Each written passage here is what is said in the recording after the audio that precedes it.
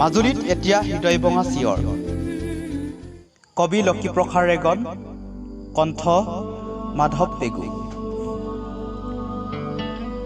শাওণমহীয়া বতৰ, ভৰ বাৰিষাৰ উতলা যৌৱনৰ সময়। মাজুলীৰ বাৰিষাৰ ছবি অতি চিনাকি, তথাপি কেতিয়াবা আখৈ নোপোৱা বাৰিষাৰ কালমূৰ্তি দেখি লাম লাকতুলৈ বৰগছত আশ্ৰয় লওঁ। টুলুঙা নাৱৰ পচাবাৰ এটা সলাবলৈ আজাৰ তক্তা এচলা চোতালত পেলাই থোৱা হ'ল।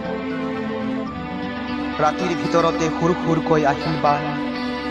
দুপৰ নিশা গৰু ছাগলীৰ বিষত চিঞৰ শুনি মোৰ টোপনিৰ পৰা জাপ মাৰি উঠিলোঁ। সৰ্বনাশ, চাৰিওফালে পানী দেখোন। চোতালত পেলাই থোৱা আজাৰ তক্তা চলাও নাই। চেহ, খিলিকেইটা আনিব নোৱাৰাটোৱে কাল হ'ল। এইবেলি আহুদানো তেনেই থাকৰ। আহিন কাতিমহীয়া জাগলত টনাটনি হ'ব। হালৰ গৰু এটাকে ৰহিমক গতাব লাগিব, নহ'লে খেতিৰ মাটি এবিঘা মাষ্টৰ ৰবিক মুঠতে কিবা এটা হেৰুৱাব লাগিব। এইটো হ'লে খাটাং।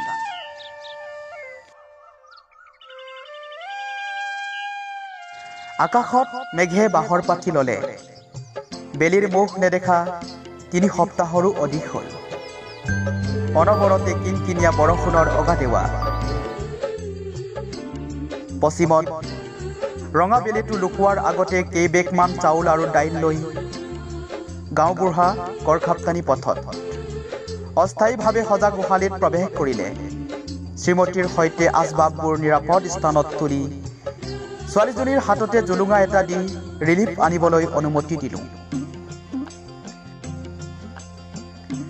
দূৰণিৰ মাইকৰ ৰিৰি ৰিৰি মাত যিমান কাষ চাপি আহিছে, বুকুখন চিৰাল ফাট দিবলৈ আৰম্ভ কৰিলে। সাৱধান ৰাইজ, সাৱধান। উজনি মাজুলীৰ অমুক চুকৰ মথাউৰিটো ছিগি যোৱা বাবে বিপদসীমা অতিক্ৰম কৰি পানী বাগৰি আহিব ধৰিছে। হে, বানপীড়িত ৰাইজক নিৰাপদ স্থানলৈ নতুবা উজাগৰি নিশা কটাবলৈ মাজুলী জিলা মহকুমা তৰফৰ পৰা কাতৰে আহ্বান জনোৱা হ'ল। বানৰ বিধ্বস্ত সমগ্ৰ মাজুলী। ঐ নাওৱা, ভোৰকণ এইফালে লৈ আন, নিগমে মৰিম এতিয়া। আপোন মানুহৰ হৃদয় ভঙা চিঞৰ মাথো চিঞৰ। এতিয়া মাজুলীত নাই হৰিনামৰ ধ্বনি, নাই মিঠা ঐনিতমৰ কলি, কেৱল চাৰিওফালে পানী আৰু হৃদয় ভঙা চিঞৰ।